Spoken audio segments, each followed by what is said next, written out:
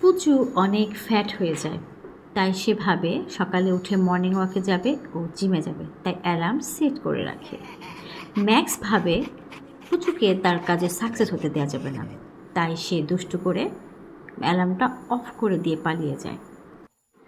এদিকে অনেক বেলা হয়ে যায়, পুচু ঘুম থেকে আর উঠতে পারে না।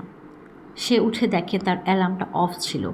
সে বুঝতে পারে এটা ম্যাক্সের কাজ, তাই ম্যাক্সের উপরে খুব রাগ হলো। পরদিন সকালে ম্যাক্স পড়তে বসে। তখন তার হঠাৎ কলেজ থেকে ফোন আসে যে তাকে নিয়ে একটা ট্রিপে যাবে, একটা ট্যুর হবে সুন্দর।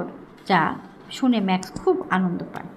পুচু আড়াল থেকে সব শুনে এবং সেও ভাবে যে আজকে ম্যাক্সের অ্যালার্মটা আমি অফ করে রাখব।